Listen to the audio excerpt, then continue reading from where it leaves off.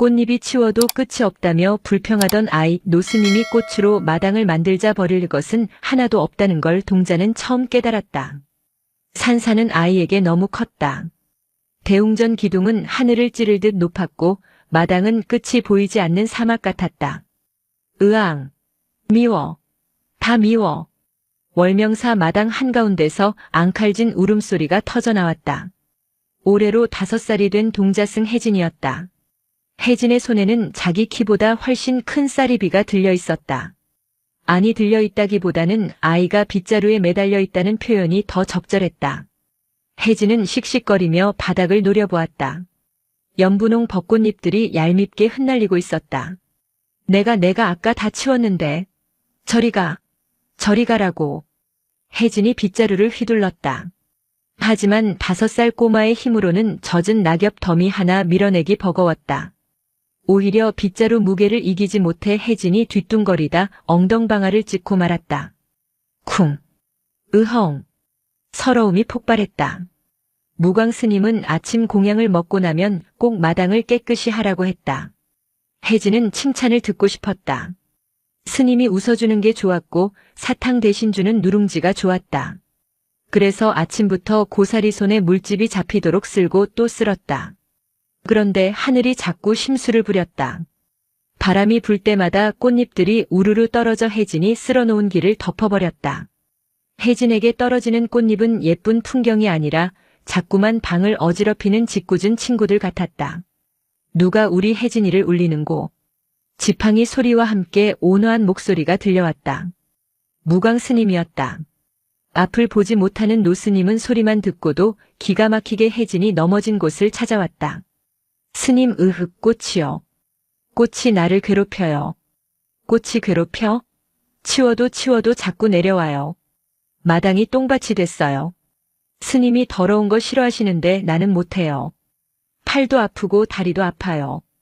혜진은 흙투성이가 된 손으로 눈물을 훔쳤다. 볼살이 통통한 얼굴에 흙탕물이 번져 고양이 수염처럼 되었다. 무광은 허허 웃으며 쭈글쭈글한 손으로 혜진의 머리를 쓰다듬었다. 혜진아, 마당은 도화지란다. 도화지? 그림 그리는 거요? 그렇지. 빗자루는 부시고 꽃잎은 물감이지. 너는 지금 청소를 한 게 아니라 그림을 그리려다 만 게야. 무광은 혜진의 손에서 빗자루를 넘겨받았다. 노스님의 손에 들리자 거대해 보이던 빗자루가 마치 깃털처럼 가벼워 보였다. 잘 보거라. 꽃잎은 쓰레기가 아니다. 이리 모으면. 무광이 빗자루를 살랑살랑 움직였다. 벅벅 긁는 소리가 아니라 사각사각 고운 소리가 났다. 흩어져 있던 꽃잎들이 스님의 빗자루 끝을 따라 얌전하게 모여들었다. 우와. 혜진의 눈이 휘둥그레졌다. 스님은 마당 한 구석에 꽃잎을 몰아넣는 대신 마당 중앙에 모으고 있었다. 붉은 꽃잎, 하얀 꽃잎, 그리고 초록색 잎사귀들이 어우러져 커다란 모양을 만들었다.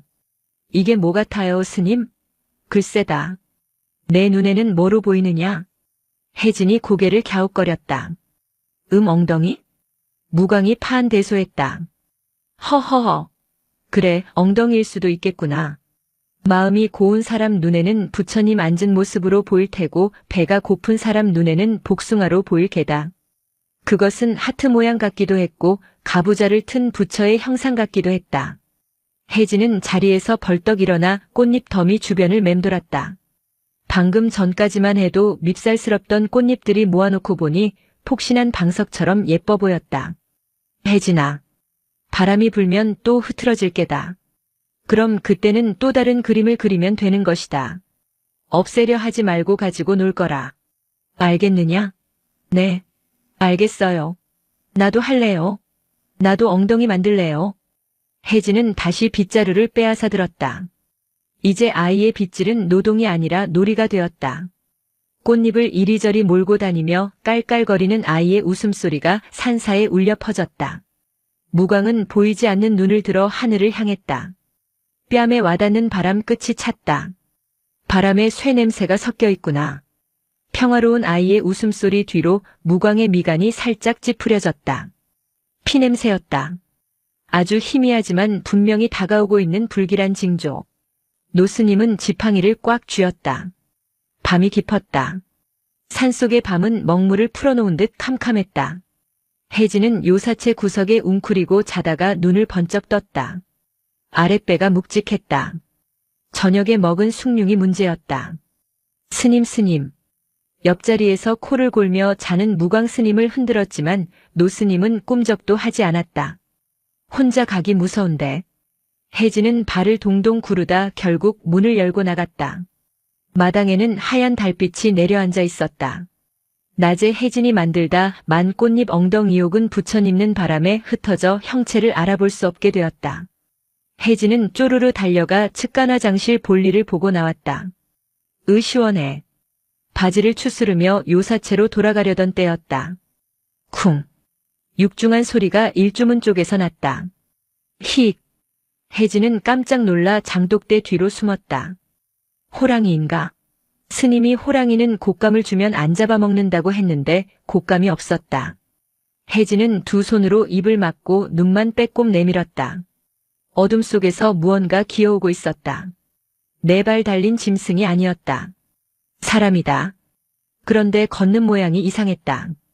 마치 다리가 없는 귀신처럼 질질 끌며 마당으로 들어서고 있었다. 물물. 귀신이 말을 했다. 달빛이 구름 밖으로 나오자 귀신의 모습이 드러났다. 피투성이었다. 남색 옷은 찢겨 있었고 어깨에서는 시뻘건 물이 뚝뚝 떨어졌다.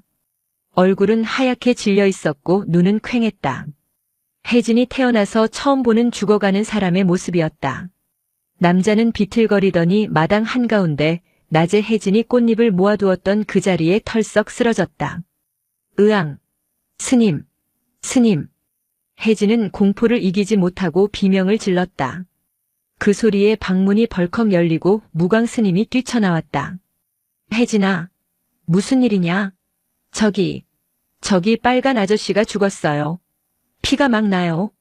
무광은 찡그린 얼굴로 킁킁 냄새를 맡았다. 비린내. 무광은 지체 없이 마당으로 내려왔다. 지팡이도 없이 맨발이었다. 혜진아, 내 손을 잡아라. 그 사람이 어디 있느냐? 혜진은 덜덜 떨면서 스님의 손을 잡고 쓰러진 남자에게 이끌었다. 무광이 남자의 목에 손을 댔다. 살아있다. 맥이 뛰는구나. 스님, 귀신 아니에요? 무서워요. 귀신은 피를 흘리지 않는다. 다친 중생이야. 혜진아, 내가 도와줘야겠다. 무광의 목소리는 단호했다. 이분 다리를 잡아라. 나는 어깨를 잡으마. 무거워요. 천근만근이라도 들어야 한다. 여기서 죽게 둘 수는 없지 않느냐. 으라차. 5살 꼬마와 눈먼 노승이 피 흘리는 거구를 옮기는 일은 기적에 가까웠다. 혜진은 젖먹던 힘까지 짜내 남자의 다리를 질질 끌었다. 남자의 피가 혜진의 손에 묻었다. 끈적하고 따뜻했다. 혜진은 울음을 터뜨릴 것 같았지만 꾹 참았다. 스님의 표정이 너무나 엄숙했기 때문이다. 겨우겨우 남자를 방으로 옮겼다. 무광은 익숙한 손놀림으로 남자의 옷을 찢고 상처를 살폈다. 칼에 베었구나. 깊어. 호해주면 나아요? 혜진이 걱정스러운 눈으로 물었다. 무광은 쓴웃음을 지으며 고개를 저었다. 호로는 안 되겠다. 혜진아, 부엌에 가서 깨끗한 물하고 수건을 가져오너라. 그리고 약장 서랍 2번째 칸에 있는 가루약도. 혜진은 헐레벌떡 뛰어다녔다. 무서움은 어느새 사라지고 호기심과 사명감이 그 자리를 채웠다. 내가 스님을 도와서 사람을 살린다. 혜진은 꼬마 의사가 된 기분이었다. 한참의 시간이 흐르고 남자의 상처 지혈이 끝났다. 무광 스님은 피 묻은 손을 닦으며 한숨을 내쉬었다. 이제 한시름 놓았다. 그때 남자가 하고 신음하며 눈을 떴다. 흐릿한 시야에 가장 먼저 들어온 것은 걱정스럽게 자신을 내려다보는 둥근 얼굴이었다. 동자승? 남자의 목소리는 쇠를 긁는 듯 거칠었다. 아저씨, 이제 안 아파요? 스님이 약 발라줬어요. 혜진이 방긋 웃었다. 남자는 멍하니 그 미소를 바라보았다. 지옥 같은 사륙의 현장을 뚫고 도망쳐왔는데 눈을 뜨니 천진난만한 아이가 있다니. 이것이 이승인가 저승인가. 이름이 뭐냐? 혜진이에요. 바다해 참진. 혜진. 남자는 희미하게 미소 짓더니 다시 까무룩 기절했다. 스님, 아저씨 또 자요. 놔두거라. 잠이 보약이다. 무광은 젖은 수건으로 혜진의 얼굴에 묻은 핏자국을 닦아주었다. 혜진아, 오늘 본 것은 비밀이다. 누가 물어봐도 절대 말하면 안 된다. 알겠지? 왜요? 자랑하면 안 돼요? 안 된다. 나쁜 사람들이 이 아저씨를 잡으러 올지도 몰라. 우리 혜진이가 대장군처럼 이 비밀을 지켜야 한다. 대장군이라는 말에 혜진의 어깨가 으쓱 올라갔다. 네, 저 입 진짜 무거워요. 곶감 숨겨놓은 것도 스님한테 말 안 했잖아요. 허허, 그건 내가 모른 척 해준 것이고. 그때였다. 멀리 산 아래쪽에서 횃불 무리가 일렁이는 것이 보였다. 개 짖는 소리가 산을 타고 올라왔다. 벌써 냄새를 맡았구나. 무광의 얼굴이 굳어졌다. 그는 혜진을 안아들고 낮게 속삭였다. 혜진아, 지금부터 우린 숨바꼭질을 하는 게야. 아주 무서운 술래들이 오고 있어. 날이 밝아오고 있었지만 월명사의 공기는 차가웠다.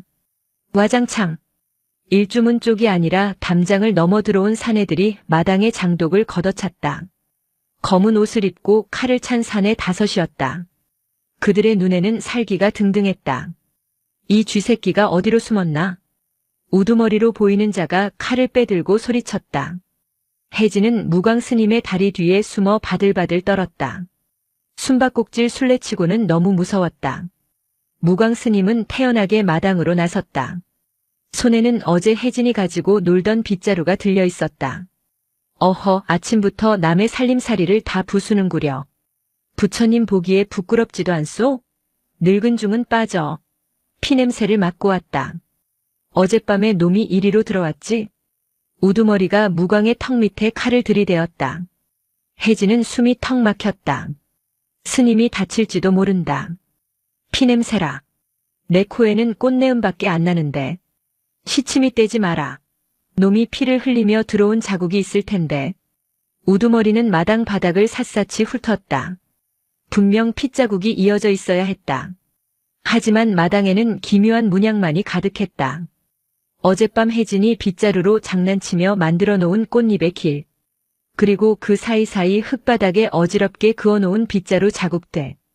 혜진은 어젯밤 아저씨를 부축하고 나서 흙에 묻은 피가 지지더러운 것나고 생각해서 빗자루로 마구 문질러 놓았었다. 꽃잎과 흙이 뒤엉키고 빗자루가 지나간 자리가 겹쳐지면서 핏자국은 자연스럽게 붉은 흙의 일부처럼 보였다. 마치 추상화 같은 그림이 마당 전체를 덮고 있어 어디가 핏자국이고 어디가 꽃물인지 구분할 수가 없었다. 이게 뭐야? 우리 동자승이 소질이 좀 있지요. 매일 아침마다 마당에 그림을 그립니다. 무광이 허허 웃었다. 이 땡중이 누굴 놀리나. 우두머리가 화를 내며 요사체 쪽으로 성큼성큼 다가갔다. 아저씨는 마루 및 비밀 공간에 숨겨두었다. 하지만 저들이 방을 뒤지면 금방 들통날 것이 뻔했다. 그때였다. 안 돼요. 들어가지 마요. 혜진이 무광 스님의 다리 뒤에서 튀어나갔다.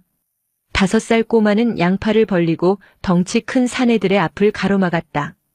눈에는 눈물이 그렁그렁했지만 눈빛만은 매서웠다.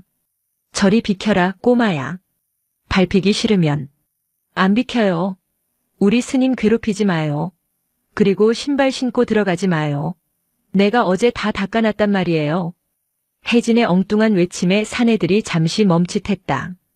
신발 신고 들어가지 말라니. 이 녀석이 겁도 없이. 우두머리가 혜진을 툭 밀치려 했다. 그 순간 휙.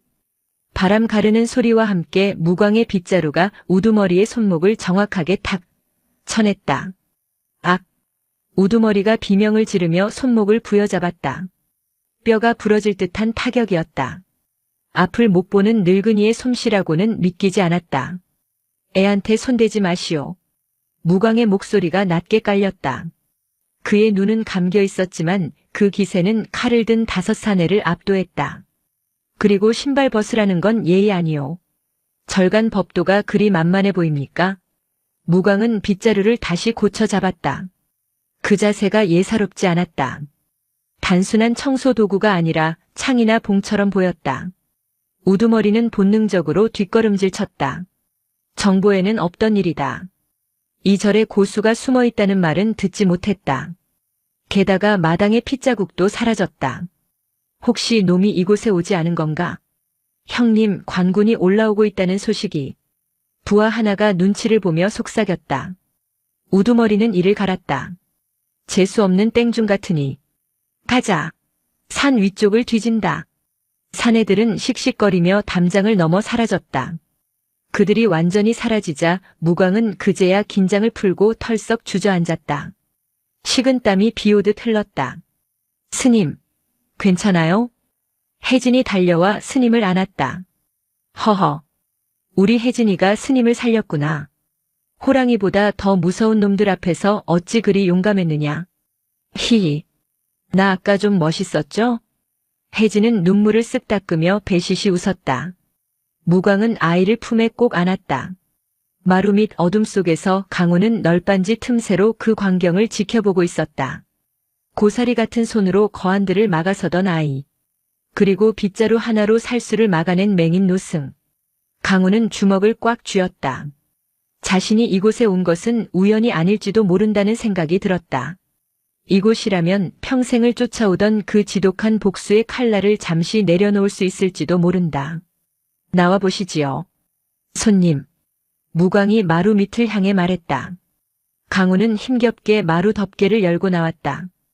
햇살이 쏟아지는 마당. 혜진이 달려와 강호의 다리에 매달렸다. 아저씨, 나쁜 사람들 갔어요. 내가 쫓아냈어요. 강호는 무릎을 꿇고 혜진과 눈을 맞췄다. 그의 눈가가 붉어져 있었다. 고맙다.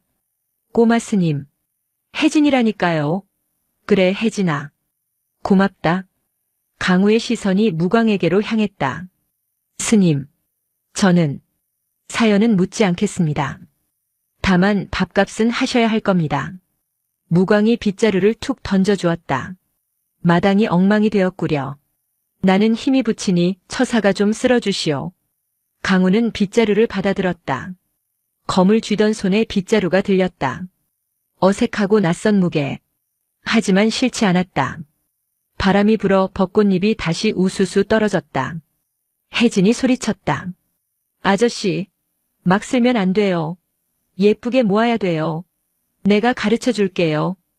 5살 꼬마 스승과 살수 출신의 부상자 그리고 눈먼 노승.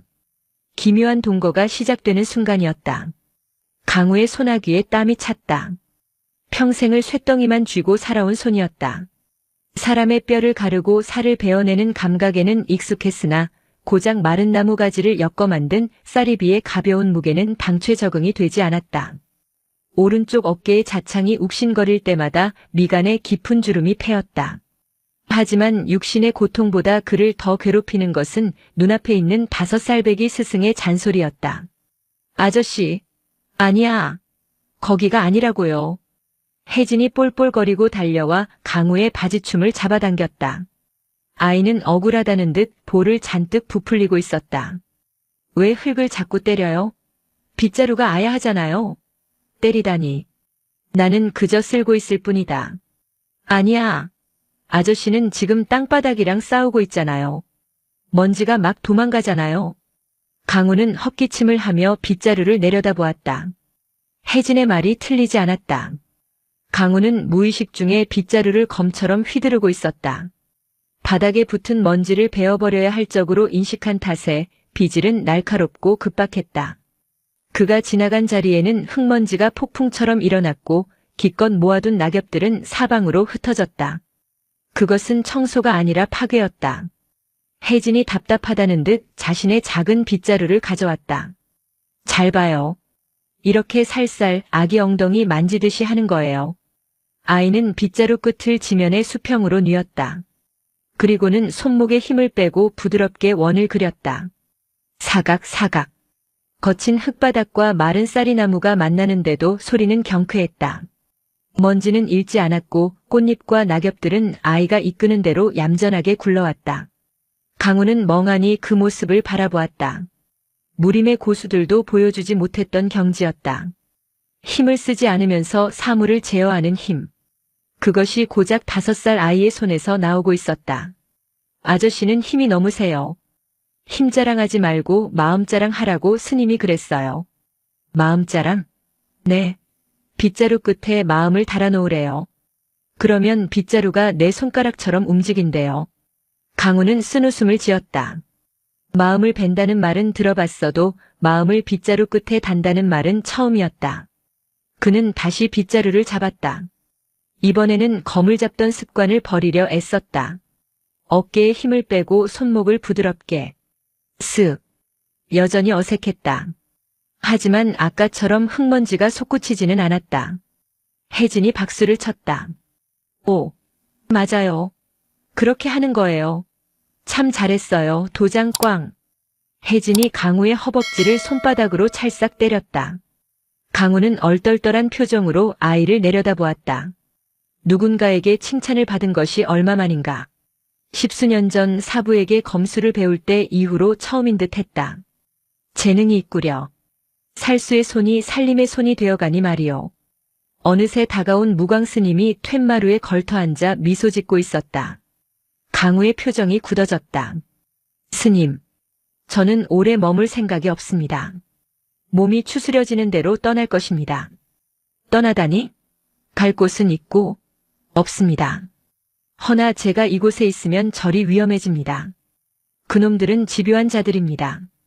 피냄새를 맡으면 지옥 끝까지 쫓아옵니다. 강우의 목소리에 두려움이 서려 있었다. 자신이 죽는 것은 두렵지 않았다. 하지만 자신의 업보 때문에 이 평화로운 산사와 아이가 다치는 것은 견딜 수 없었다. 무광은 쯧쯧 혀를 찼다. 지옥 끝까지 쫓아온다라. 자네는 그들이 쫓아오는 것이라 생각하는가, 아니면 자네가 그들을 달고 다니는 것이라 생각하는가? 무슨 말씀이십니까? 도망친다고 해결될 일이 아니라는 게야. 자네 마음속에 피 비린내가 진동하는데 천리 밖으로 도망친들 냄새가 사라지겠나? 이곳 월명산은 달이 밝은 절이야. 달빛 아래서는 그림자도 숨지 못하는 법이지. 쉬었다 가게. 몸도 마음도. 하지만 그리고 무광이 말을 끊고 혜진을 가리켰다. 저 녀석이 밥값은 해야 한다지 않나? 마당 청소가 끝나면 장작도 패야 하고 물도 길어야 해. 공짜 밥은 없네.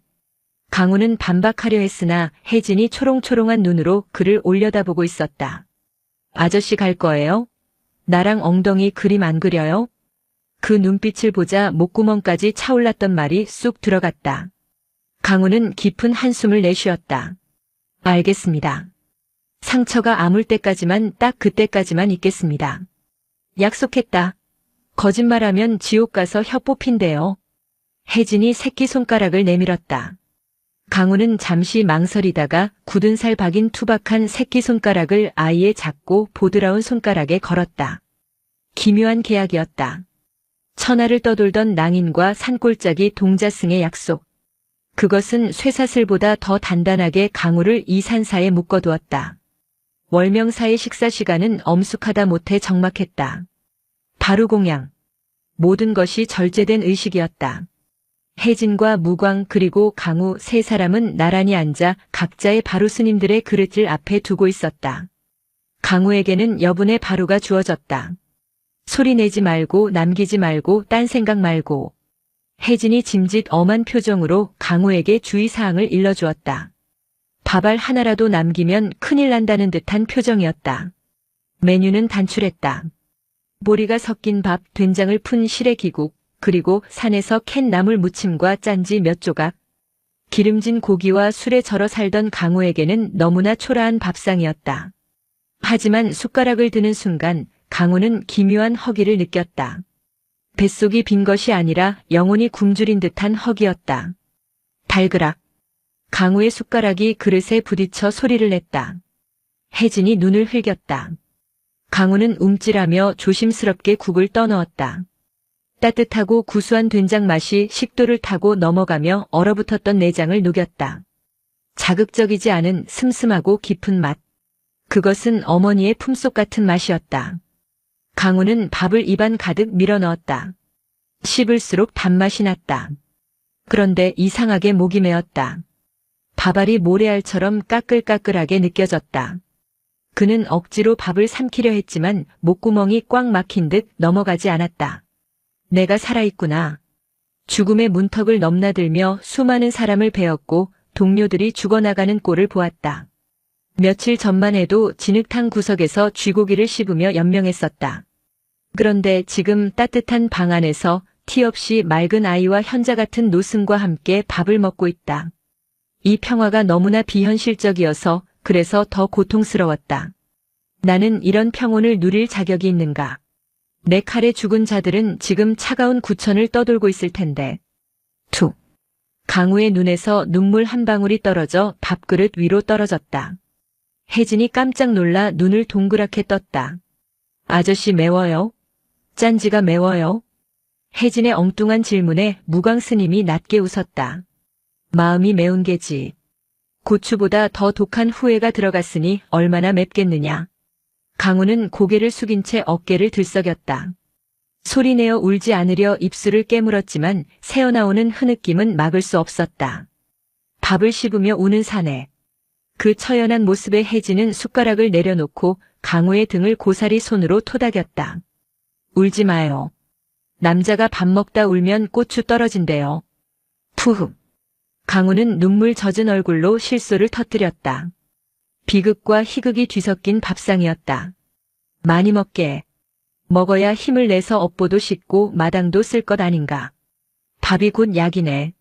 무광은 자신의 몫인 두부 한 조각을 슬그머니 강우의 바로에 얹어주었다. 투박한 위로였다. 강우는 그 두부를 보며 다시 한번 울컥했다.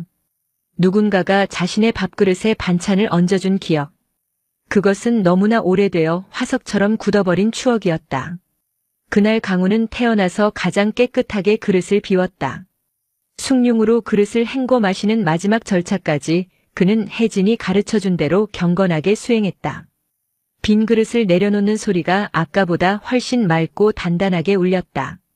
산사의 밤은 낮보다 길었다. 혜진은 하루 종일 뛰어놀다 지쳐 골아떨어졌지만 강우에게 밤은 전쟁의 시작이었다. 상처의 통증 때문이 아니었다. 눈을 감으면 찾아오는 악몽 때문이었다.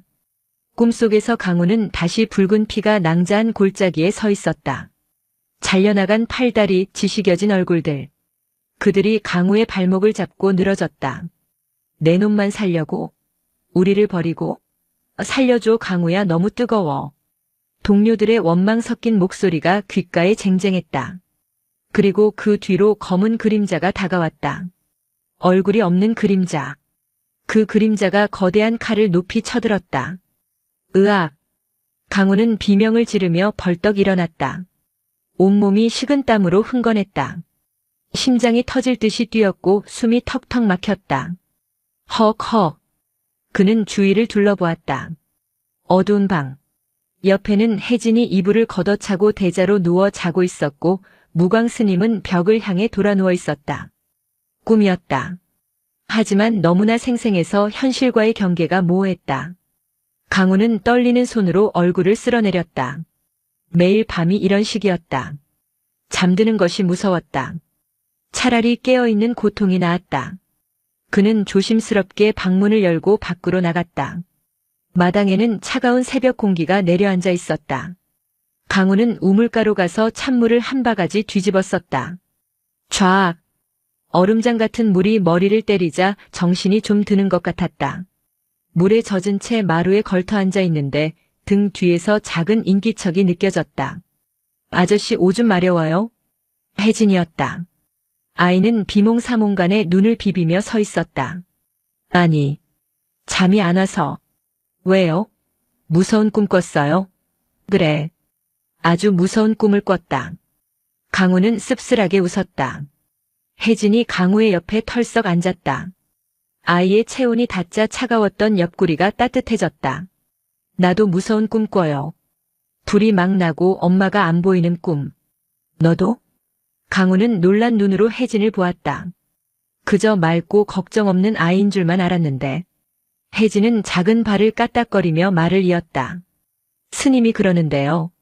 무서운 꿈은 마음속에 찌꺼기가 남아서 그런 거래요. 낮에 놀았던 거, 먹었던 거, 미워했던 거 그런 게 뱃속에 남아서 밤에 똥처럼 나오는 거래요. 꿈이 똥이라고? 네. 그러니까 똥 싸고 나면 시원하잖아요. 꿈도 꾸고 나면 털어버리면 된대요. 아, 내 마음이 똥 쌌구나 하고요. 강우는 멍하니 아이를 바라보았다. 악몽을 배설물에 비유하다니. 천박하면서도 묘하게 설득력이 있었다. 그럼 이 무서운 기억들도 다 내보내면 그만이라는 거냐? 그럼요. 물 내리면 쏴하고 내려가잖아요. 아저씨도 그냥 쏴해버려요. 혜진이 입으로 물 내려가는 소리를 흉내냈다. 그 모습이 우스꽝스러워 강우는 피식 웃음이 났다. 방금 전까지 그를 짓누르던 원기들의 비명소리가 아이의 쏴 소리에 조금 멀어지는 것 같았다. 혜진아, 너는 부모님이 보고 싶지 않으냐? 보고 싶어요. 매일매일. 그런데 어떻게 그리 웃을 수 있지? 스님이 그랬거든요. 내가 울면 엄마도 하늘나라에서 운다고. 내가 웃어야 엄마도 안심하고 부처님하고 논다고요. 나는 엄마가 재밌게 놀았으면 좋겠어요. 5살 아이가 감당하기엔 너무나 큰 슬픔을 아이는 웃음이라는 보자기로 예쁘게 싸매고 있었다. 강우는 가슴이 먹먹해졌다. 자신은 어른이면서도 고작 악몽 하나 이기지 못해 쩔쩔매고 있는데 이 작은 아이는 슬픔을 승화시키고 있었다. 너는 나보다 낫구나. 내가 형님으로 모셔야겠다.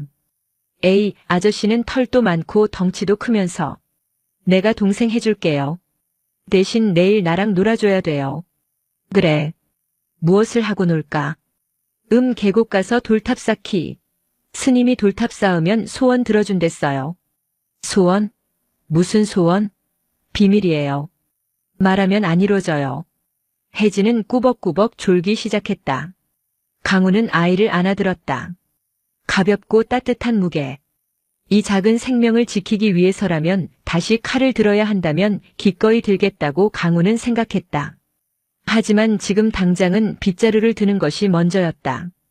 강우가 혜진을 눕히고 자리에 눕자 벽을 보고 있던 무광 스님이 나지막이 중얼거렸다. 똥을 쌌으면 밑을 닦아야지.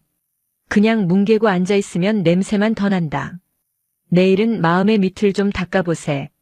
자는 줄 알았던 노스님은 다 듣고 있었던 것이다. 강우는 어둠 속에서 조용히 미소 지었다. 이 절은 참으로 기이한 곳이다. 그날 밤 강우는 처음으로 악몽을 꾸지 않고 깊은 잠에 들었다. 다음 날 아침 혜진은 약속대로 강우를 계곡으로 끌고 갔다. 절 뒤편으로 난 오솔길을 따라 10리쯤 올라가면 맑은 물이 흐르는 계곡이 나왔다. 강우의 어깨는 많이 호전되었다. 무광 스님이 붙여준 약초 덕분인지 아니면 마음의 도끼가 빠진 덕분인지 붓기가 가라앉고 통증도 줄었다. 그는 혜진의 손을 잡고 산길을 올랐다. 아저씨, 저기 봐요. 다람쥐. 그래, 빠르구나.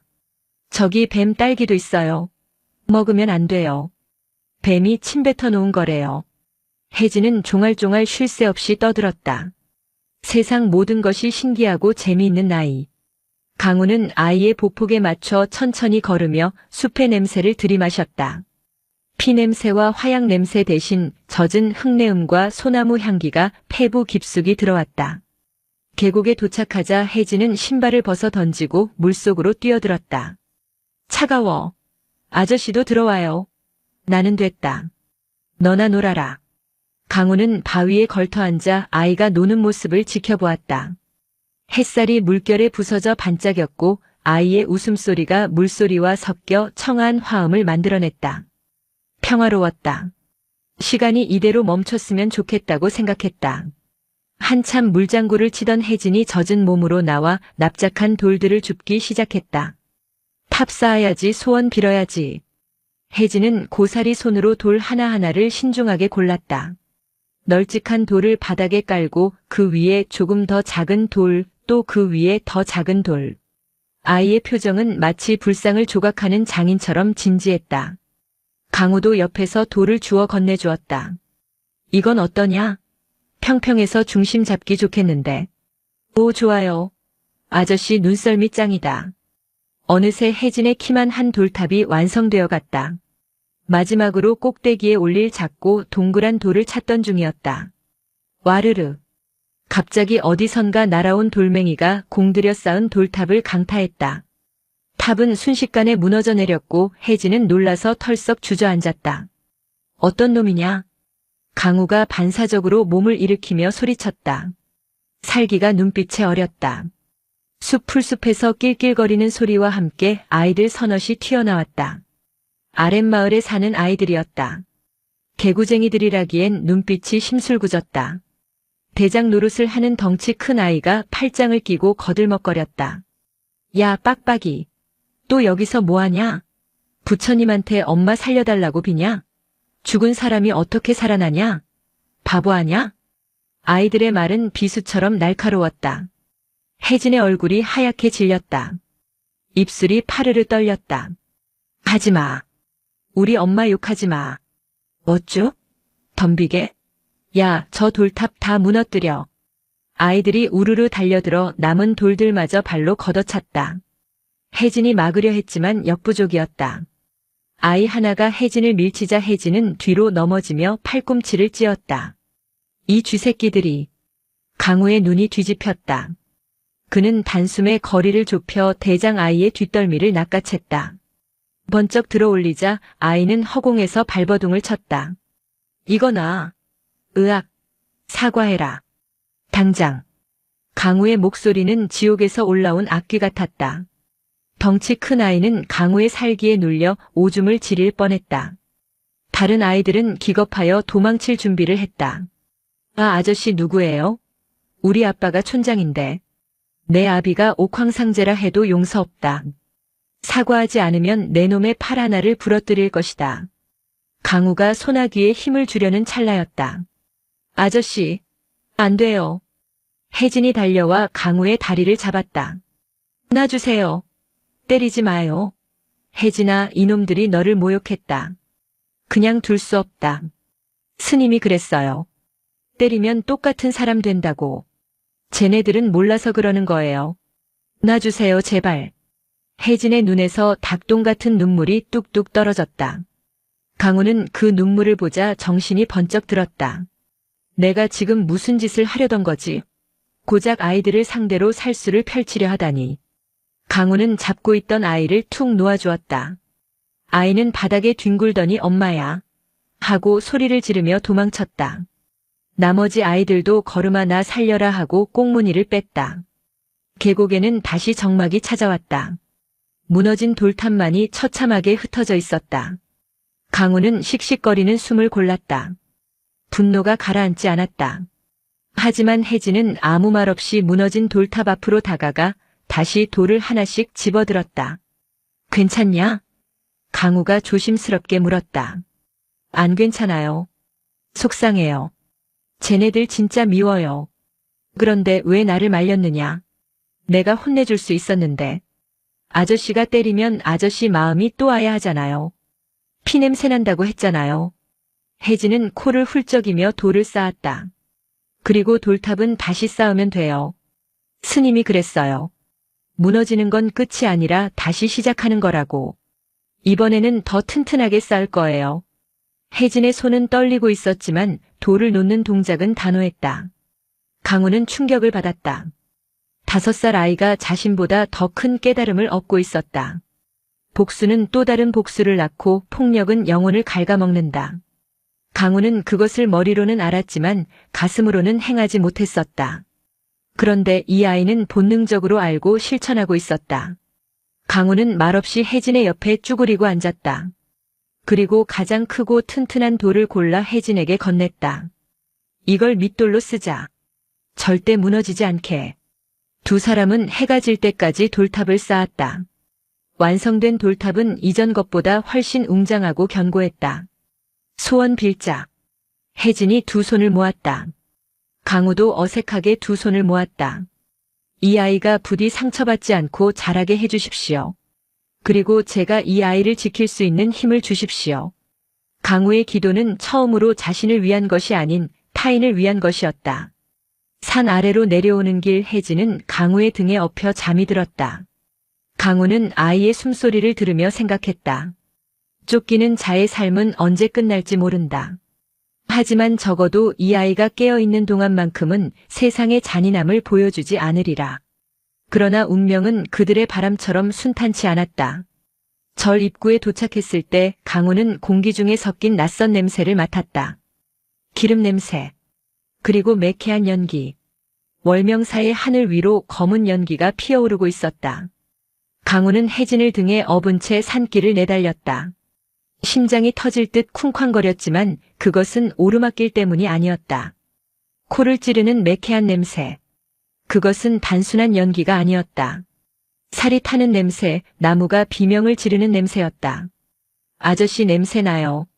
무서워요. 등 뒤에서 혜진이 칭얼거렸다. 아이의 작은 몸이 덜덜 떨리고 있었다. 혜진에게 불냄새는 곧 죽음의 기억이었다. 강우는 이를 악물었다. 괜찮다. 별일 아닐 게다. 꽉 잡거라. 단숨에 일주문 앞까지 뛰어올랐다. 눈앞에 펼쳐진 광경에 강우는 멈칫할 수밖에 없었다. 월명사의 마당 한 구석, 겨울 내내 쓰려고 모아둔 장작 더미와 창고가 시뻘건 화염에 휩싸여 있었다. 불길은 미친 짐승의 혀처럼 날름거려 요사체 처마 끝을 위협하고 있었다. 그리고 그 불길 앞 마당 한가운데에 무광 스님이 홀로 서 있었다.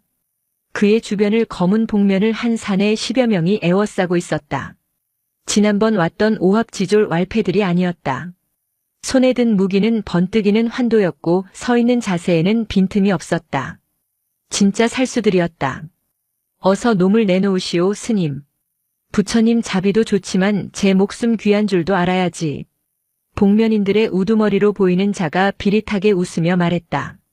그의 칼끝은 무광의 목을 겨누고 있었다. 무광은 불길의 열기가 얼굴에 와닿는데도 눈 하나 깜짝하지 않았다. 남의 집에 불을 질러놓고 손님을 내놓으라니. 예의를 밥 말아 드셨구만. 불부터 끄시오. 산신령 노하시겠소. 말귀를 못 알아먹는군. 늙은이라 귀가 먹었나? 놈이 올 때까지 이 절을 하나씩 태워주겠. 그만. 강우가 고함을 지르며 마당으로 뛰어들었다. 시선이 일제히 그에게로 쏠렸다. 강우. 제 발로 기어왔군. 우두머리가 킬킬거렸다. 강우는 등 뒤에 혜진을 조심스럽게 내려놓았다. 아이는 불타는 창고를 보자마자 다리에 힘이 풀려 주저앉았다. 으앙. 불이야. 불. 엄마. 엄마. 혜진이 귀를 막고 비명을 질렀다. 과거의 기억이 현실을 덮쳐버린 것이다. 강우는 가슴이 미어지는 것 같았다. 아이에게 이 지옥을 다시 보여주다니. 혜진아, 눈 감아. 귀 막고 저기 장독대 뒤로 가 있어. 어서. 강우의 호통에 혜진은 엉금엉금 기어서 장독대 뒤로 숨었다. 하지만 아이의 울음소리는 멈추지 않고 불길 소리와 섞여 처절하게 울려 퍼졌다. 강우는 허리춤에서 아까 계곡에서 주워온 몽둥이 하나를 꺼내 들었다. 칼은 없었다. 하지만 그의 눈빛은 이미 예리한 검이었다. 내 목을 원하면 나만 치면 될 일이다. 어찌 신성한 곳에 불을 지르고 아이를 겁박하느냐. 시끄럽다. 내 놈 목을 가져가야 우리가 산다. 쳐라. 우두머리의 신호와 함께 10명의 살수가 동시에 달려들었다. 챙, 퍽. 난전이 시작되었다. 강우는 부상당한 몸이었지만 사력을 다해 싸웠다. 몽둥이로 칼을 쳐내고 파고드는 자의 명치를 걷어찼다. 그러나 중과부적이었다. 게다가 어깨에 상처가 다 아물지 않아 칼을 막을 때마다 격통이 밀려왔다. 살수 하나가 강우의 허벅지를 베고 지나갔다. 강우가 비틀거리자 다른 살수가 그의 등을 노리고 칼을 내리꽂았다. 피할 수 없는 타이밍이었다. 그 순간 휘잉 마이너스 탁. 어디선가 날아온 기왓장 조각이 살수의 칼날을 정확히 강타했다. 쨍그랑. 쇳길이 부딪히는 소리와 함께 살수의 칼이 궤적을 잃고 허공을 갈랐다. 누구냐? 살수들이 당황하여 주위를 둘러보았다. 대웅전 계단 위. 무광 스님이 서 있었다. 그의 손에는 염주가 들려 있었고 발치에는 깨진 기왓장들이 놓여 있었다. 내 마당에서 피를 보지 말라 했거늘. 무광이 천천히 계단을 내려왔다. 지팡이는 없었다. 대신 그는 손에 쥐고 있던 염주를 팔목에 감더니 맨손으로 허공을 휘저었다. 스님, 물러나십시오. 놈들은 위험합니다. 강우가 소리쳤지만 무광은 들은 채도 않았다. 위험? 불장난하는 놈들이 더 위험하지. 내 오늘 이놈들의 버르장머리를 좀 고쳐놔야겠다. 살수들이 비웃었다. 눈먼 늙은이가 미쳤구나. 저놈부터 배워라. 살수 둘이 무광을 향해 쇄도했다. 서슬퍼런 칼날이 무광의 양 어깨를 노리고 날아들었다. 혜진이 장독대 뒤에서 그 모습을 보고 숨을 멈췄다. 하지만 무광은 피하지 않았다. 칼이 몸에 닿기 직전 무광의 몸이 유령처럼 흐릿해졌다. 쓱. 그는 최소한의 움직임으로 칼날을 피했다. 아니, 피했다기보다는 칼날의 흐름을 타고 흘려보냈다. 그리고 이어진 동작은 너무 빨라 눈으로 쫓을 수 없었다. 퍽, 퍽. 무광의 손바닥이 살수들의 가슴팍을 가볍게 쳤다. 장타였다. 겉보기엔 솜방망이처럼 가벼워 보였으나 맞은 살수들은 비명도 지르지 못한 채 허수아비처럼 날아갔다. 쿵, 쿵. 마당 저편으로 처박힌 살수들은 거품을 물고 기절해버렸다. 정적이 흘렀다. 타닥타닥 타오르는 불길 소리만이 유일한 소음이었다. 이 늙은이가. 우두머리의 눈동자가 흔들렸다. 내공. 그것도 절정의 고수만이 보여줄 수 있는 허공선물과 이화전목의 경지였다. 월명사주지 무광. 소문이 헛것이 아니었군. 전설의 맹인 검객이 여기 숨어 있었어. 우두머리가 이를 갈았다. 무광은 온매무새를 다듬으며 덤덤하게 말했다. 검객은 무슨. 나는 그저 마당 쓰는 청소부다. 너희들은 쓰레기니 마땅히 쓸어내야지. 무광의 무위에 눌린 살수들은 주춤거렸지만 물러설 기색은 아니었다. 그들도 임무를 실패하면 죽은 목숨이나 다름없는 처지였다. 다 같이 덤벼라. 늙은이다. 체력에는 한계가 있어. 우두머리의 외침에 남은 8명이 동시에 무광과 강우를 향해 달려들었다. 강우 처사. 자네는 왼쪽, 나는 오른쪽. 알겠습니다. 강우는 고통을 잊고 몽둥이를 휘둘렀다. 무광의 등장이 그에게 천군만마와 같은 힘을 주었다. 마당은 순식간에 아수라장이 되었다. 강우는 거칠고 투박하게 적을 밀어붙였고 무광은 물 흐르듯 유려하게 적의 공격을 흘려내고 제압했다. 노스님의 손끝이 스칠 때마다 살수들의 관절이 꺾이거나 혈도가 눌려 맥을 못 추고 쓰러졌다. 하지만 문제는 불이었다. 전투가 길어지는 사이 창고에서 시작된 불길이 바람을 타고 요사체 쪽으로 옮겨붙기 시작했다. 안 돼. 혜진이 장독대 뒤에서 뛰쳐나왔다. 요사체 안에는 혜진이 아끼는 장난감 빗자루와 엄마가 남겨준 유일한 유품인 색동저고리가 있었다. 혜진아, 나오지 마. 강우가 소리쳤지만 살수 하나가 그 틈을 타 강우의 팔을 베었다. 강우가 주춤한 사이 살수 하나가 혜진을 향해 달려갔다. 아이를 인질로 삼으려는 속셈이었다. 요 쥐새끼 이리 와. 싫어.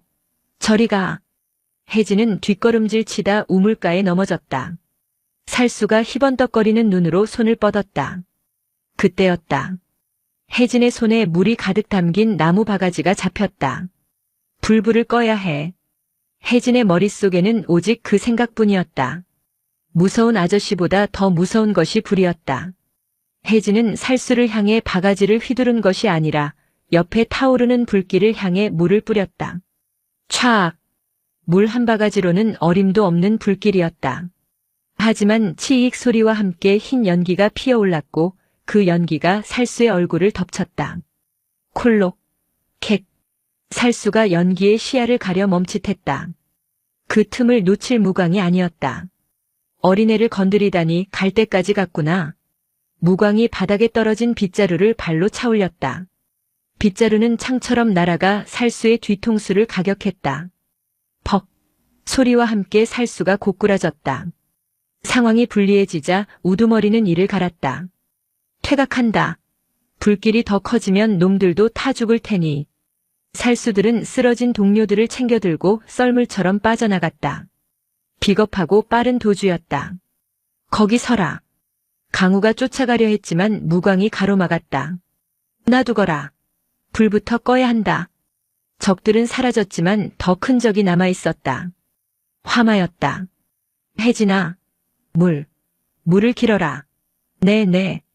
세 사람은 전투보다 더 치열하게 불과 싸웠다. 강우는 우물물을 길어 나르고 무광은 흙을 퍼서 불길을 덮었다. 혜진도 작은 바가지로 부지런히 물을 날랐다. 엄마 건드리지 마. 혜진은 울면서 물을 뿌렸다. 불길이 잦아들 때마다 아이의 울음소리도 조금씩 잦아들었다. 한 시즌이 시간이 지났을까? 새벽이 밝아올 무렵에야 불길은 잡혔다. 창고는 전소되었고 요사체 기둥 일부가 그을렸지만 다행히 큰 피해는 막았다. 세 사람은 잿더미가 된 마당에 털썩 주저앉았다. 얼굴도 옷도 온통 검댕투성이었다. 혜진이 훌쩍거리며 까맣게 탄 창고를 바라보았다. 스님 쌀이 다 탔어요. 빗자루도 다 탔어요. 괜찮다. 사람은 안 탔으니 되었다. 쌀이야 탁발하면 되고 빗자루는 또 만들면 되지.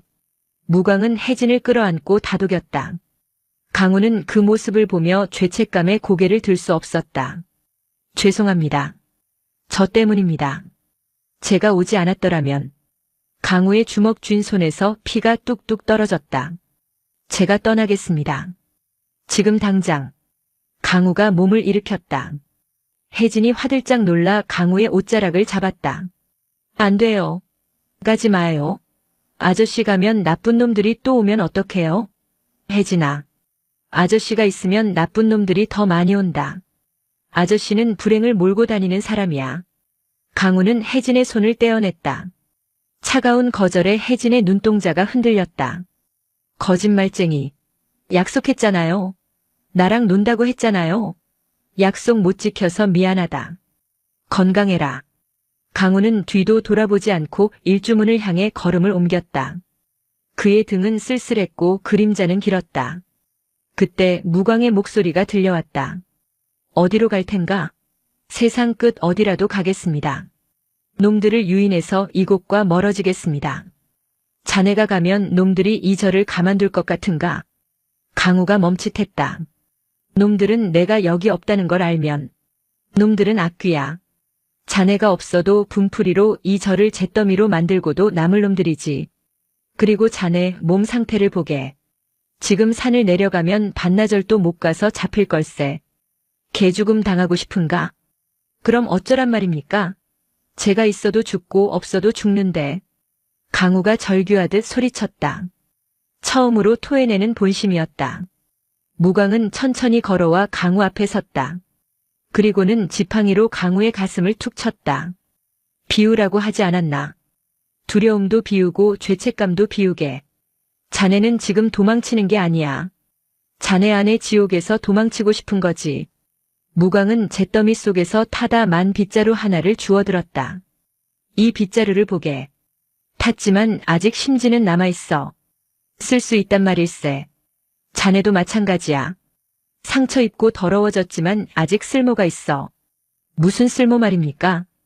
지키는 쓸모. 도망치지 말고 싸우게. 밖에서 싸우지 말고 여기서 지키면서 싸우게. 그게 자네 업을 씻는 유일한 길일세. 강우는 흔들리는 눈으로 혜진을 바라보았다. 수검댕이 된 얼굴로 눈물 콧물을 흘리며 자신을 바라보는 아이. 저 아이를 두고 갈 수 있을까? 저 아이가 불타는 절 안에서 비명 지르는 것을 상상할 수 있을까? 아니, 그건 죽기보다 싫었다. 강우는 털썩 무릎을 꿇었다. 스님, 가르쳐 주십시오.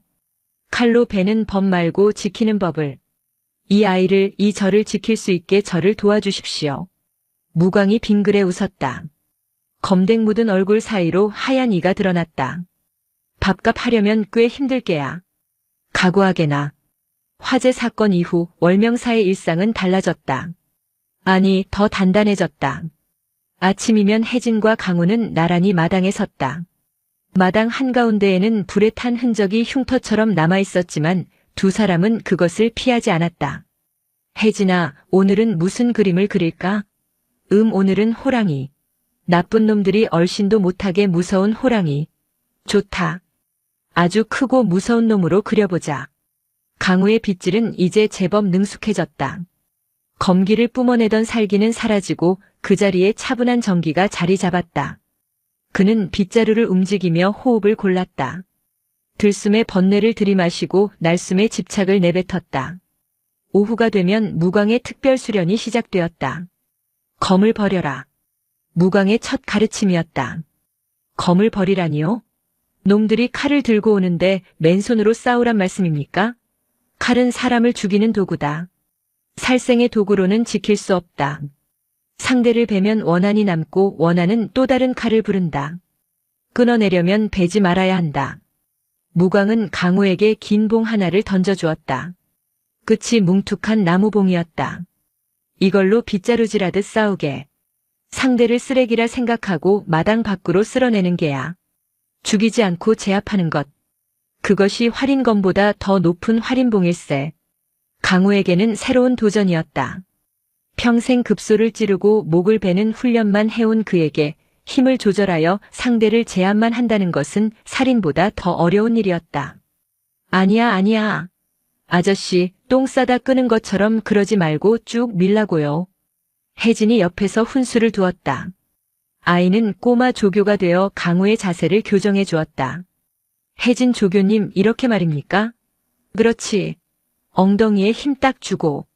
강우는 땀을 뻘뻘 흘리며 봉을 휘둘렀다. 혜진의 웃음소리가 응원가처럼 들렸다. 그러던 어느 날 저녁 무광 스님이 강우를 불렀다. 강우야. 내 이름 강에 내리는 비라고 했지. 그렇습니다. 비가 강에 내리면 어떻게 되느냐? 흔적도 없이 사라집니다. 강물에 섞여 하나가 되지요. 그래. 너는 이제 살수강우가 아니다. 너는 월명사의 처사다. 과거의 너는 죽었고 지금의 너는 이 강물에 섞여 흘러가는 물방울이다. 무광은 서랍에서 낡은 승복 한 벌을 꺼내주었다. 회색빛 무명옷. 피냄새 나는 도포 대신 입으라는 뜻이었다. 입거라. 이제 밥값은 이 옷이 해줄 게다. 강우는 옷을 받아들었다. 거칠지만 따뜻한 감촉. 그는 낡은 도포를 벗어 던지고 승복으로 갈아입었다. 방에서 나온 강우를 보고 혜진이 박수를 쳤다. 우와, 아저씨 이제 진짜 스님 같다. 머리만 깎으면 되겠다. 머리는 좀 받아오. 아직 장가도 못 갔는데. 강우가 쑥스러운 듯 머리를 극적였다. 세 사람은 마루에 앉아 밤하늘을 올려다보았다. 달이 밝았다. 그놈들이 다시 오겠지요? 강우가 나지막이 물었다. 오겠지. 봄이 오면 꽃이 피고 겨울이 오면 눈이 오듯이 인연도 악연도 때가 되면 오는 법이다. 무광이 담담하게 대답했다. 하지만 걱정 마라.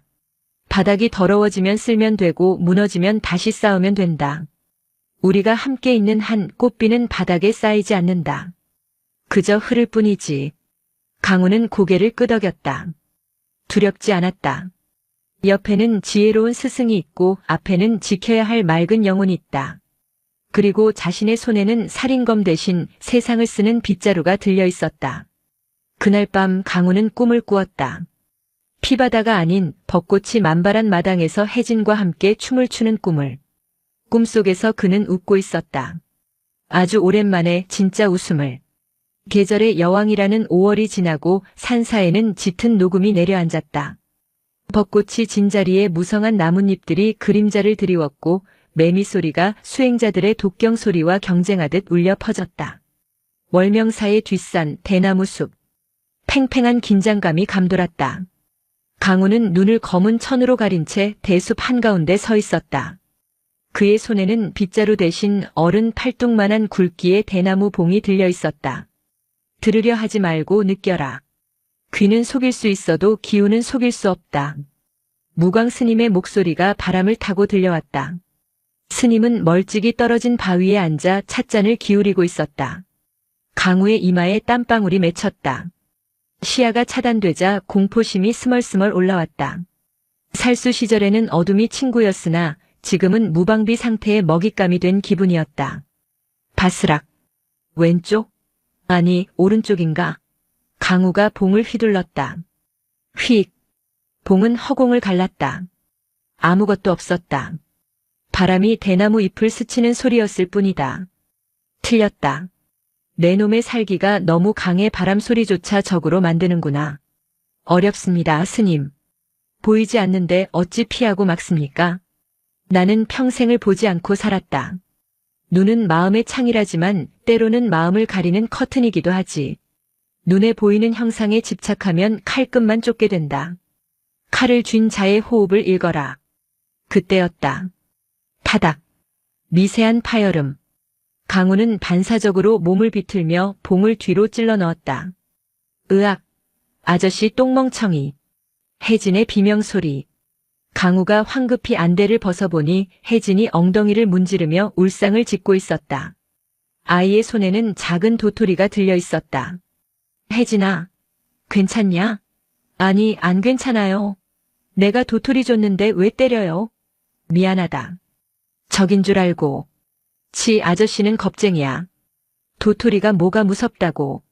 혜진은 입을 삐죽거리며 강우에게 다시 도토리를 던졌다. 강우는 얼떨결에 그것을 받아들었다. 무광이 껄껄 웃었다. 보아라. 5살 아이의 장난 하나 구분하지 못해서야 어찌 지키는 칼을 쓰겠느냐. 면목 없습니다. 혜진아, 다시 한번 던져보거라. 이번에는 아저씨가 맞추지 않게 살살. 혜진은 신이 나서 주머니에 가득 담아온 도토리와 조약돌을 꺼냈다. 공격이다. 받아라 약. 후두둑. 조약돌이 비오듯 쏟아졌다. 강우는 다시 안대를 썼다. 이번에는 마음을 가라앉히려고 애썼다. 도토리다. 적의 암기가 아니다. 아이의 장난이다. 살기를 거두자 신기하게도 소리가 구분되기 시작했다. 바람 소리와 아이의 옷자락이 스치는 소리, 그리고 조약돌이 날아오는 공기의 파동. 탁! 강우는 봉을 살짝 들어 날아오는 도토리 하나를 쳐냈다.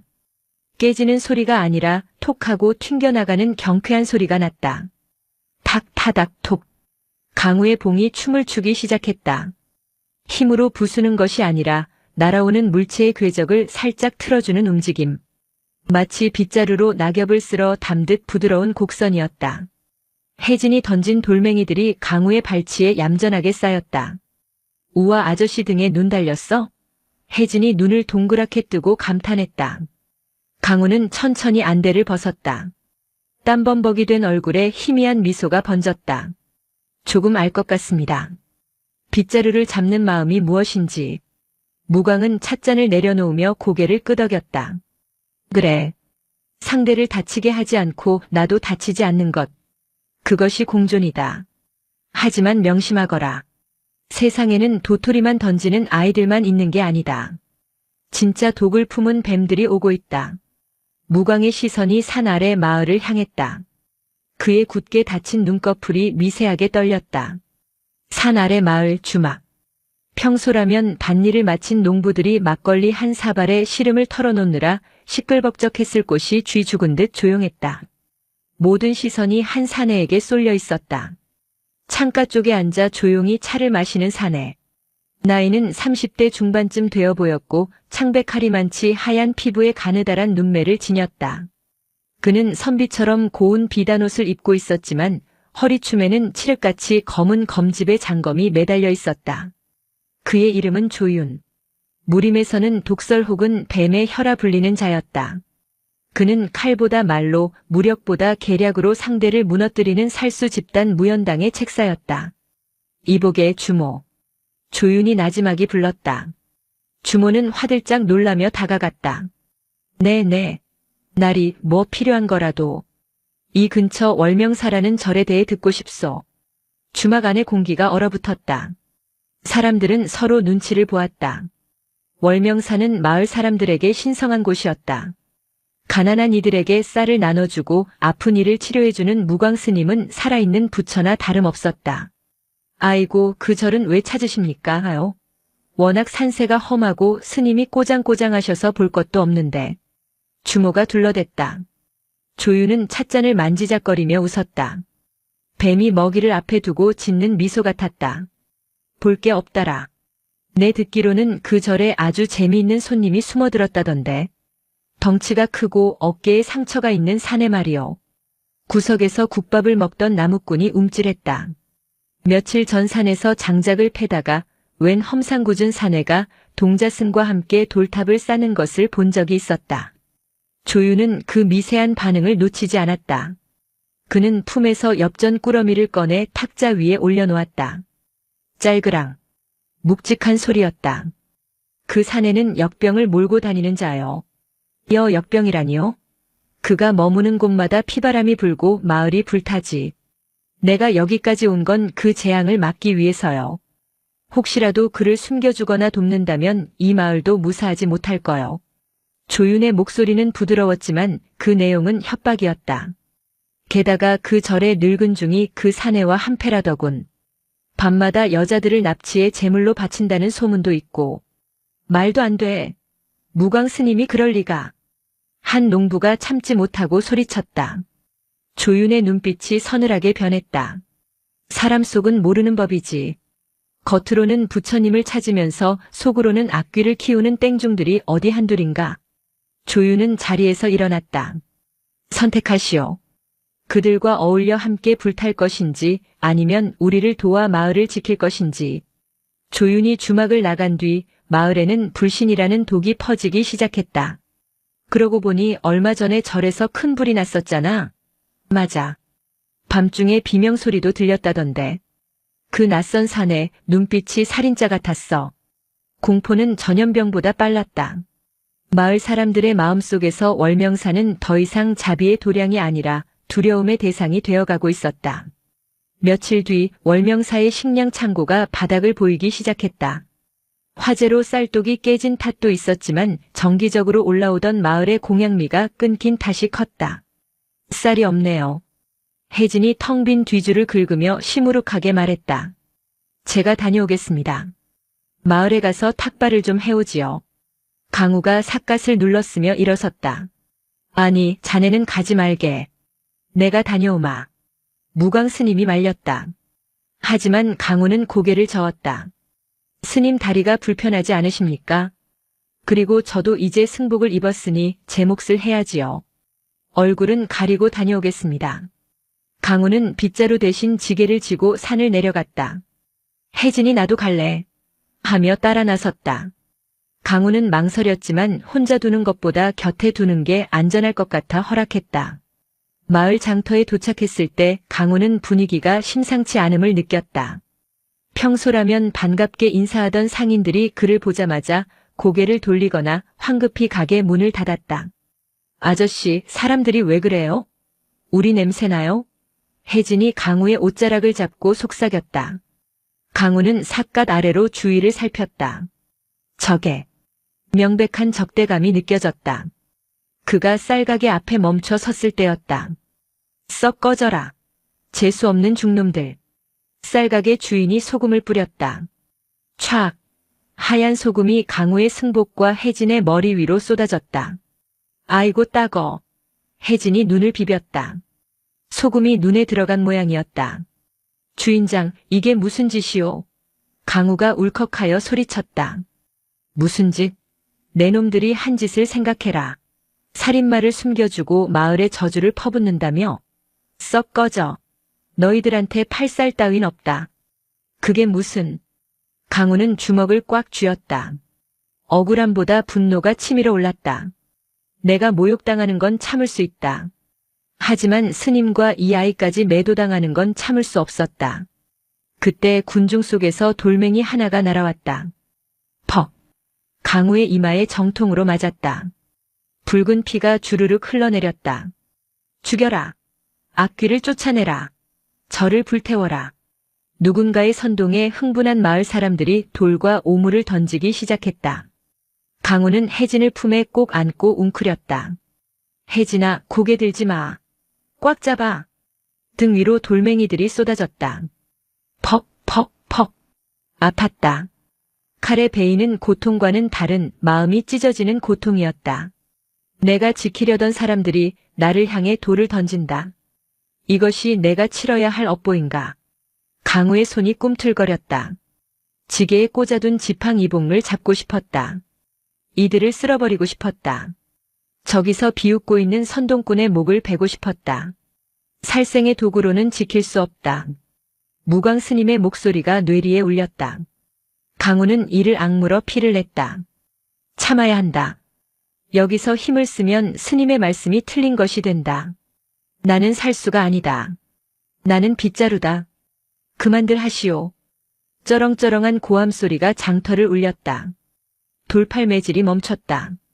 강우가 고개를 들어보니 마을 촌장이 지팡이를 짚고 서 있었다. 아무리 미워도 스님들이다. 천벌을 받으려고 이러는가. 하지만 촌장님 저놈들이 시끄럽다. 썩 물러가지 못해. 촌장의 호통에 사람들이 슬금슬금 뒤로 물러났다. 촌장은 강우에게 다가왔다. 그의 눈빛은 복잡했다. 경멸, 두려움, 그리고 일말의 연민. 젊은 스님, 그리고 꼬마 스님.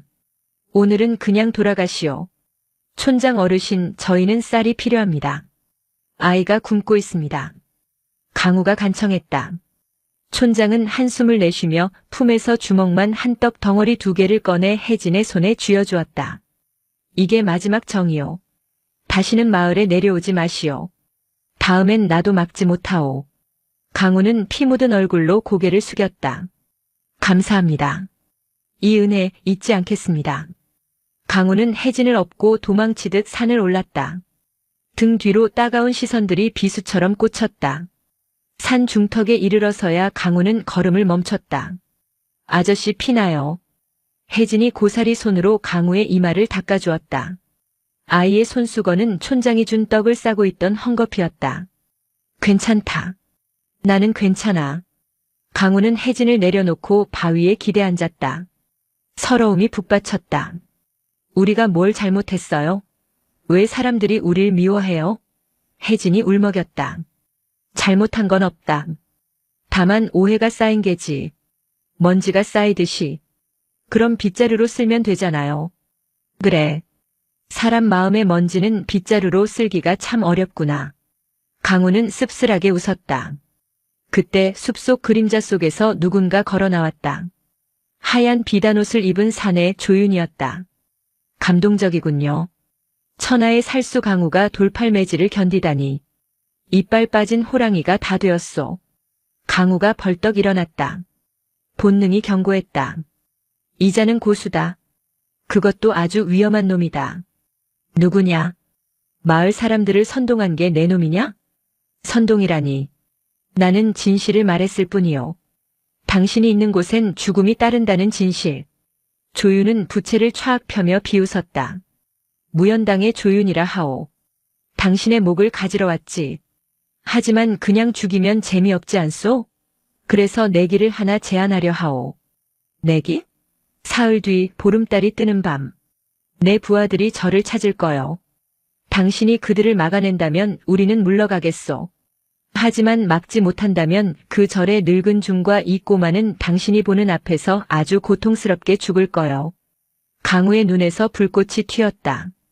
지금 여기서 내 놈의 목을 베면 그만이다. 강우가 지팡이를 잡고 쇄도했다.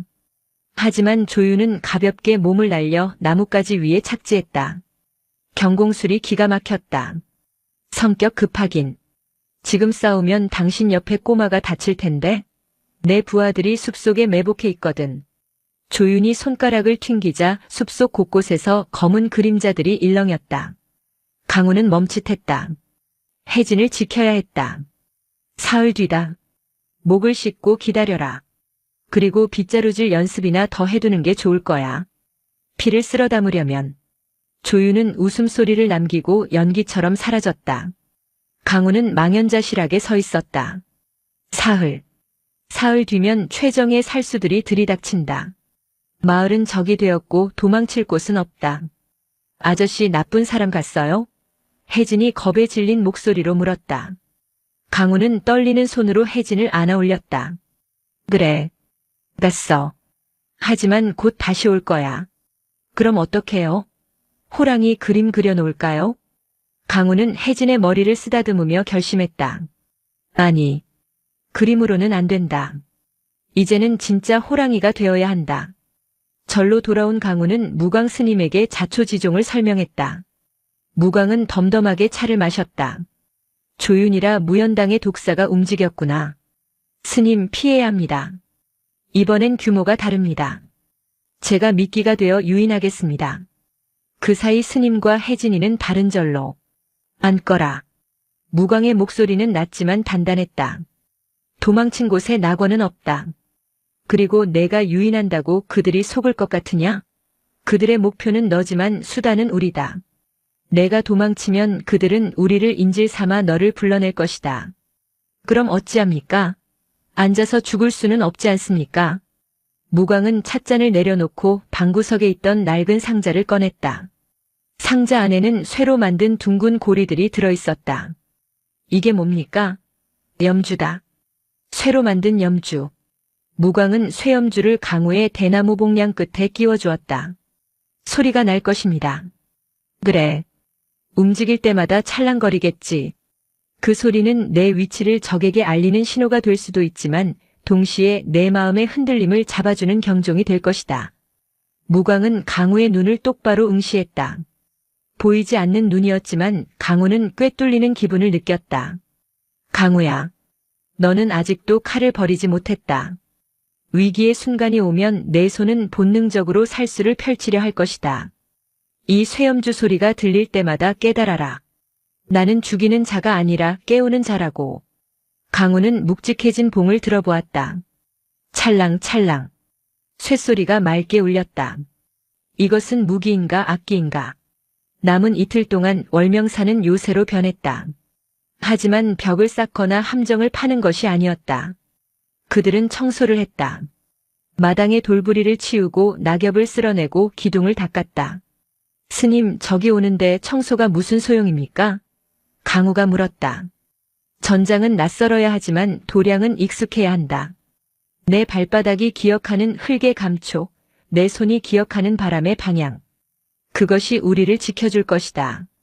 적들은 낯선 곳에서 헤맬 것이나 우리는 안방에서 춤을 추듯 싸울 것이다. 마지막 날 밤. 보름달이 떠올랐다. 달빛이 너무 밝아 마당의 티끌 하나까지 보일 정도였다. 혜진은 잠들지 못하고 마루에 나와 앉았다. 아저씨, 내일 나쁜 사람들 오죠? 그래. 이거 가져가요. 혜진이 품에서 무언가를 꺼내 내밀었다. 아끼던 색동저고리 끈이었다. 이게 뭐냐? 엄마 냄새나는 끈이에요. 이거 묶으면 하나도 안 무서워요. 아저씨 봉에 묶어요. 강우는 목이 메었다. 아이에게 가장 소중한 부적을 받은 것이다. 그는 쇠염주 아래에 색동끈을 단단히 묶었다.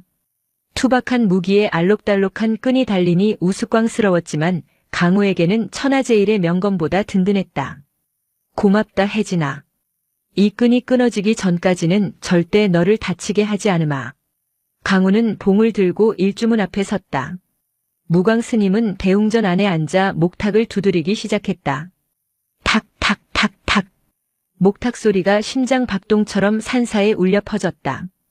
그리고 숲속에서 수십 개의 검은 그림자가 안개처럼 스며 나오기 시작했다. 조윤의 목소리가 허공에서 들려왔다. 청소는 끝났나? 이제 피로 칠갑을 할 시간이다.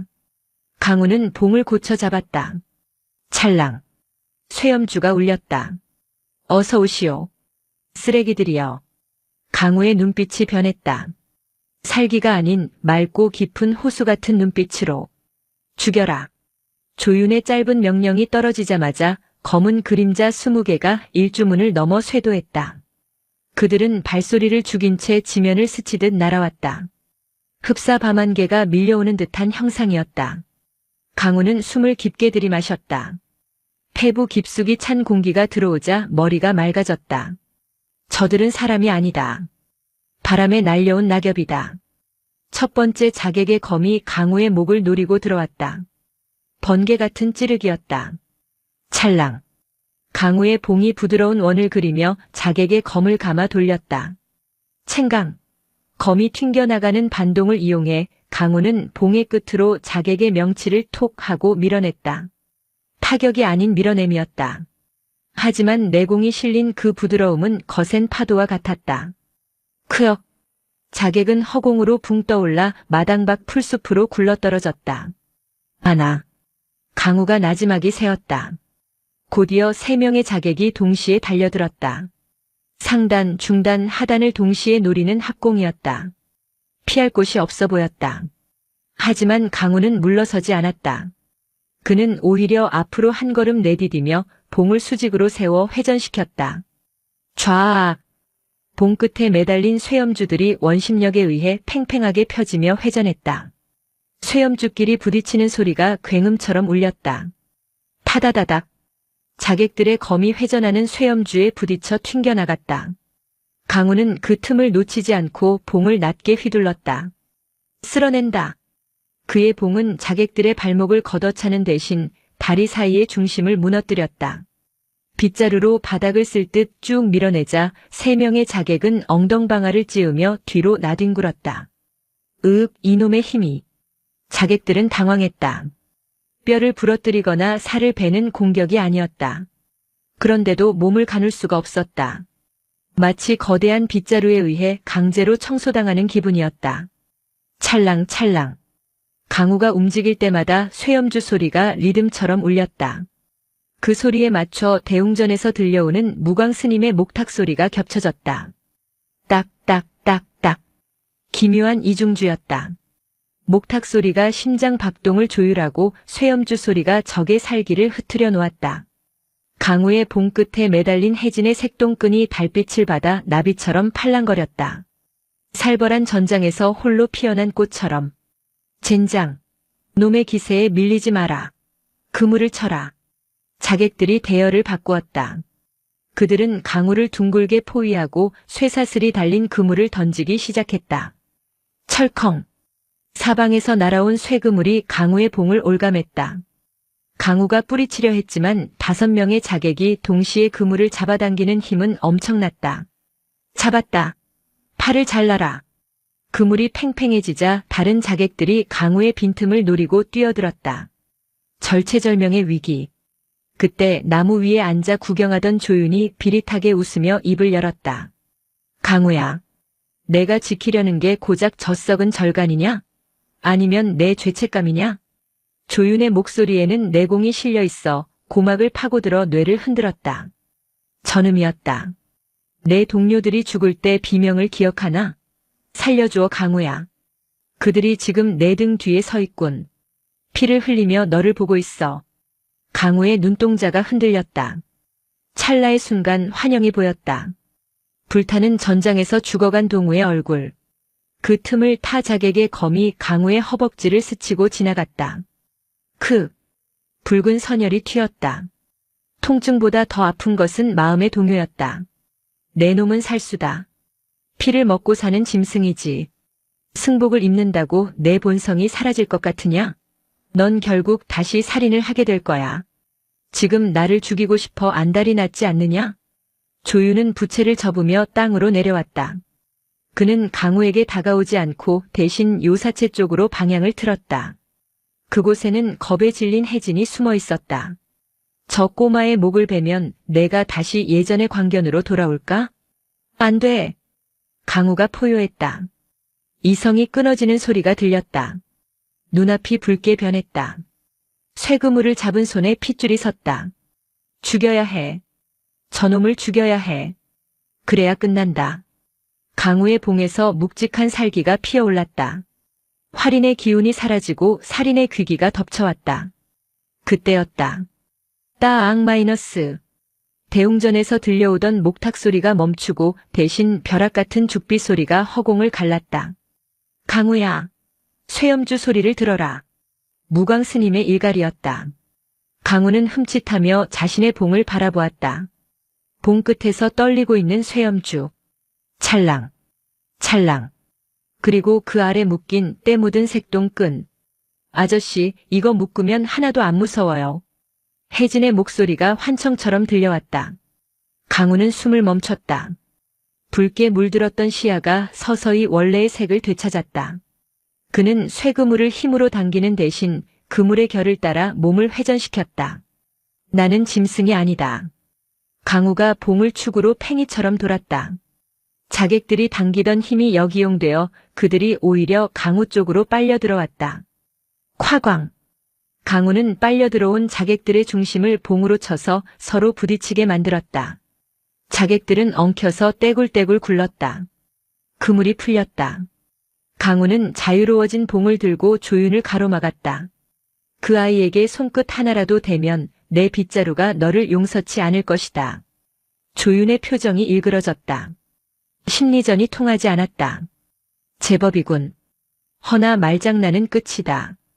조윤이 허리춤에서 장검을 뽑았다. 검신이 뱀처럼 구불구불한 사검이었다. 검날에는 푸르스름한 독이 발려 있었다. 죽어라. 조윤의 검은 빨랐다. 아니, 기괴했다. 검이 찌르는 궤도가 휘어져 들어와 방어하기가 까다로웠다. 강우는 봉으로 막았지만 검끝이 봉을 타고 넘어와 손목을 노렸다. 치익. 독이 묻은 검날이 강우의 소매를 스쳤다. 옷감이 검게 타들어갔다. 피해라. 독검이다. 강우는 뒷걸음질 쳤다. 조윤은 쉴 새 없이 몰아쳤다. 찌르고 베고 휘감았다. 강우는 방어하느라 급급했다. 봉은 나무였고 상대는 명검이었다. 부딪힐 때마다 봉이 깎여나갔다. 하하. 빗자루로 칼을 맞겠다고. 어리석은 놈. 조윤이 결정적인 일격을 날렸다. 강우의 목을 노리는 쾌검. 피할 공간이 없었다. 그 순간 강우는 눈을 감았다. 대나무 숲에서의 수련. 눈을 감아야 보인다. 칼을 보지 말고 흐름을 읽어라. 바람의 소리. 조윤의 호흡. 검이 공기를 가르는 파동. 보였다. 뱀의 머리가 어디로 향하는지. 강우는 봉을 들어올리는 대신 바닥을 향해 내리찍었다. 쿵. 지면을 강타하는 진동. 그 충격으로 바닥에 쌓여있던 흙먼지와 모래알들이 확 솟구쳐 올랐다. 뭐? 조윤의 시야가 흙먼지에 가려졌다. 찰나의 틈. 강우는 봉을 빗자루처럼 눕혀 조윤의 하체를 휩쓸었다. 비켜라, 이 더러운 것아. 촤악.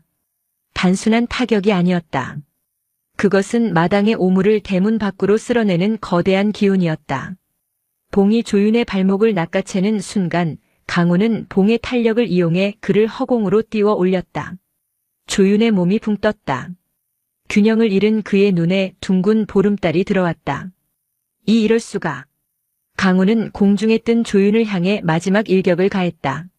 하지만 그것은 찌르기도 베기도 아니었다.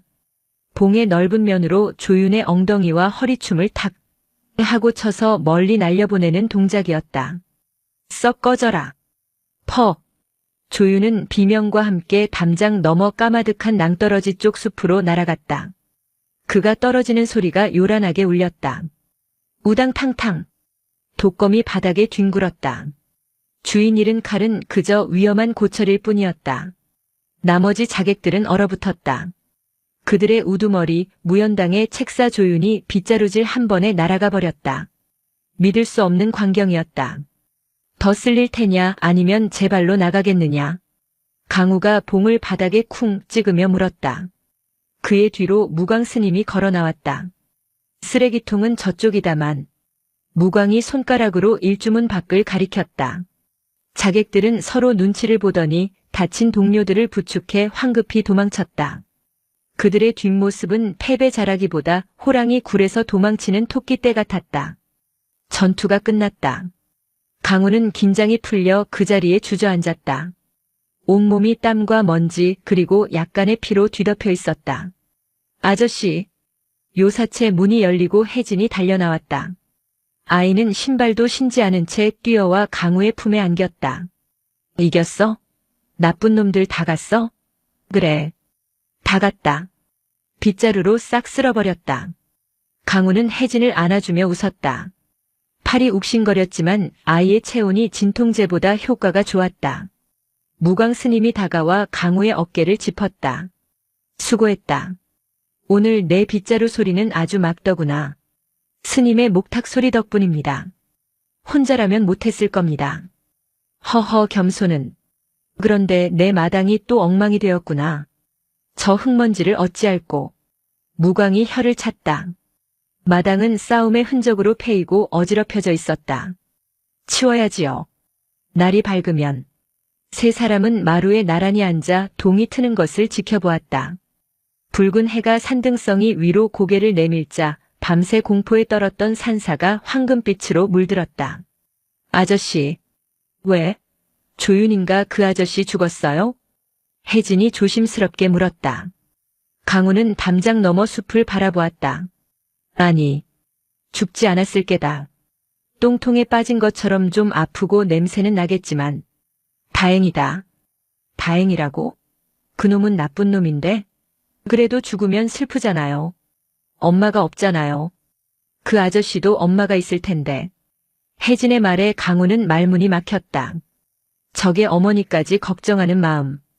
그것이 바로 부처의 마음이 아닐까? 그래. 내 말이 맞다.